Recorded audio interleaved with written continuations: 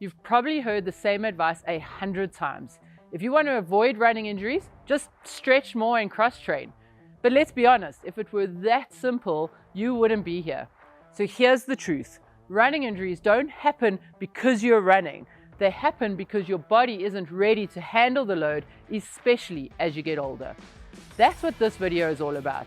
Today, I'm going to take you through 5 simple but science-backed home workouts, no equipment needed, that'll help you protect your joints, improve your form, and build the kind of resilience that keeps you running pain-free into your 50s, 60s, and beyond. And before we jump into the 5 main exercises, we have to even talk warm-ups. Yes, you still need to do them, especially for your strength work.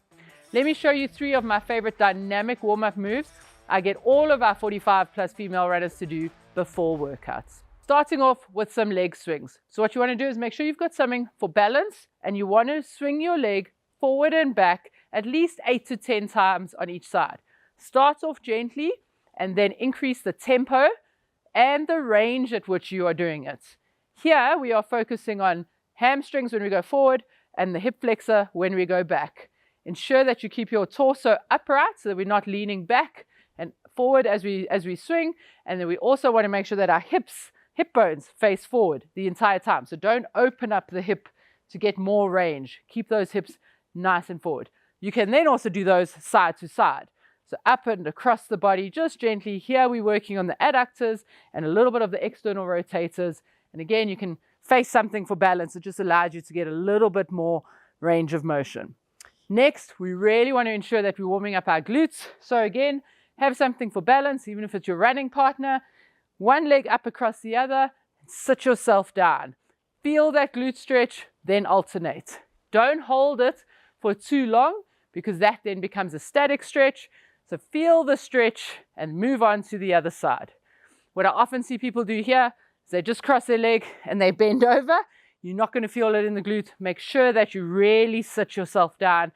And then the last thing to note there is that most runners have a pretty tight piriformis, which means their knee will be sitting up here. So you can push that knee down and sit yourself down a little bit more. Same thing on the other side. Then the other one I really like to do is hamstrings. So what you'll do here is you'll put your heel on the ground with your toe facing up to the sky, this knee nice and straight, and with both hands, reach down and kind of scoop the ground. Alternate to the other side here. Same thing. Make sure that this knee stays straight. So don't bend the knee as we go down. Keep that knee straight. And with each rep, go a little bit further and a little bit further. Again, we're looking to do around 8 to 10 on each side. But if you're feeling stiff and sore, spend a little bit more time there. Now that you're warm, let's get into the real work. First up, we have what I like to call the clock drill. This is one of the best ways to build your balance, coordination, and single leg control, which are all things that runners need but often skip. So what I like to do is grab a mini band. You're going to take your mini band and prop it up above the kneecap. So just above the top of the patella, you're going to stand in a bit of a squat position. And imagine that you're standing in the middle of a clock. So in front of me is 12 o'clock, 1, 2, 3, 4, 5, 6, 7, etc. In a nice squat position, you're going to reach forward with your other leg to 12 o'clock, bring it back to the middle, step out to 3 o'clock, back to the middle, step out to 6 o'clock, back to the middle. Okay, so let me show you that from the front first off, and then we'll go back to the side. So a bit of a squat position, reaching forward to 12, back into the middle, out to 3 o'clock, back in the middle, back to 6 o'clock, back to the middle. You will feel that your standing leg is the one that's working. Of course, the other one is a little bit, but that's the key, is that we're building stability here, which essentially will mimic running. The mistakes I see people make with this exercise is always this, is that as they go forward for 12 o'clock, they step forward. Now your leg isn't stabilizing anymore. So you want to make sure that you're standing here, just reaching there. And so you can see that I'm not countering my weight by moving my leg, staying nice and still, and then doing the movements. What we're looking for here is you want to do 5 repetitions per side. So in this position, 12, back, 3, back, 6, back equals 1 repetition. And you want to do 5 on each side. Do all of them on the one side and then all of them on the other side. You'll feel your ankle, knee, hip, and core all working together to keep you steady. And that's what we want. a strong, stable chain. And by the way, if you're finding these movements helpful already, I am hosting a free online masterclass specifically for female runners over 45 that goes way deeper into strength, recovery, and smarter training. Click the link in the description below or scan the QR code on screen now. I think you'll love it. Next up, let's go into pogo jumps. These are a low load, high return plyometric drill that helps your tendons become a little bit more springy so that they absorb shock instead of your joints doing all of the work. Again, find something to balance with. I've got this chair here. You want to be able to have something that you can touch or hold on for balance, but not grip. What you're going to do is we're going to start with our feet together, and we're going to jump up and down, trying to stay in the same spot and trying to keep as minimal contact time with the ground as possible. Doing 5 repetitions, and you don't want to bend the knees. So we're not looking to go like so. You want to make that like a stiff leg, almost like a pogo jump, hence the name. So keeping that leg nice and stiff and jumping in the same spot, trying to minimize the amount of time you touch the ground for, trying to get as high as you can. If you want to try a little bit more and progress here, we try single leg pogo jumps, but really make sure that you only do that once your double leg ones are rock solid. I recommend doing 4 to 8, perhaps 10 reps per variation. Moving on to the next exercise. Nothing fancy here, just good, clean squats done right. They build quad, glute, hamstring strength, and more importantly, teach you how to control your hips and knees when you're on the move. What we're looking for here to start off is that we want your feet hip or shoulder width apart. Don't have your feet too wide and don't have them too narrow, right? And as we go into our squats, you want to push your bum back first and then almost sit yourself back down, keeping the torso upright. The biggest mistake I see people make when they want to squat is they squat first with their knees. They bend their knees and they sort of sit down. We don't want to have our knees really pushing over our toes, because when we do that, people tell me that squats are bad for your knees. It's not. Squats are not bad for your knees. If you do them wrong, they hurt your knees. So what you want to do here is you want to have your feet hip or shoulder width apart, push your bum back first, and then almost sit yourself down, keeping your torso upright and your eyes upright as well. Find a spot on the wall in front of you or the tree in front of you, and then keep that spot. So don't let the upper body fall over. You want to just make sure that you get that bum back, sit yourself down. Now look where all the pressure is on my knees. Really strong position over here. From here with squats, because we're runners and endurance runners, we want to increase the reps. So here we're doing between 10 to 15 reps, keeping it controlled.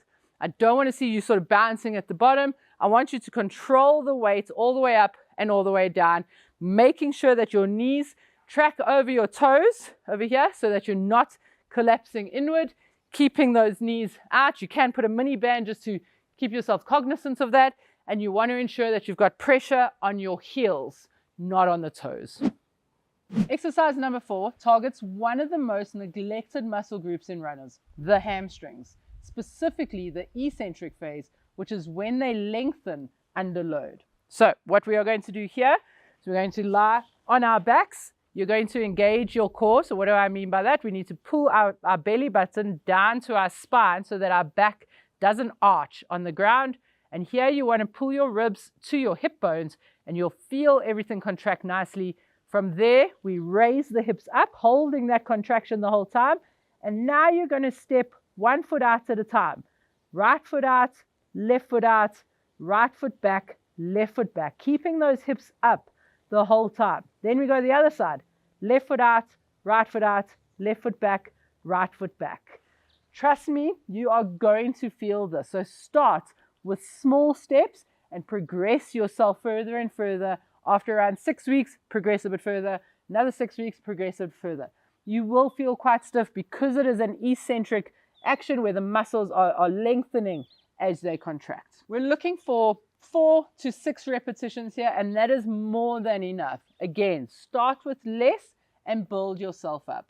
And so this trains your hamstrings to control every single time you land or that foot lands on the ground, which is really, really key for injury prevention. Exercise number 5 is the dead bug. This is absolutely one of my favorite exercises for all runners. This teaches your core to brace while your limbs move, which is exactly what happens when you run. So let's start that out. Again, lying on your back, you're going to lie with your hands up and your feet up. So hence the name dead bug. You look like a dead bug lying on the ground. First things first, again, let's contract that core. So if you lie here, you shouldn't be able to feel your back arch. Pull that belly button down to the spine. You'll feel your pelvis tilt a little bit, and make sure that we hold that position. From here now, you will take the opposite arm and the opposite leg out. So opposite arm and opposite leg extending out. Come back up to the middle, right? If you extend your arm and leg and you feel your lower back lift, that's your range. That's where you stop. Come back to the top, reconnect that core, and go again. Other side, opposite arm and leg, up until your own limitations, and swap sides. You'll feel like your coordination can't get this right. Just make sure you always come back to the starting position. So extending out and coming back up, extending out and coming back up. Again, start small movements and with lower repetitions. I like to start with perhaps 6 to 8 repetitions on each side, but again, start where you are at and build up from there. There you go. 5 powerful equipment-free workouts that you can do at home to help prevent injuries and keep running pain-free as you age. But here's the thing, strength is really only one aspect. And if you really want to run stronger, longer, and with less risk of injury, especially if you're over 45, mobility, pacing, recovery, and volume matter just as much. And that's why I want you to check out this next video. It'll challenge the way you think about training and show you how smarter, not harder, is the new key to faster. I'll see you there.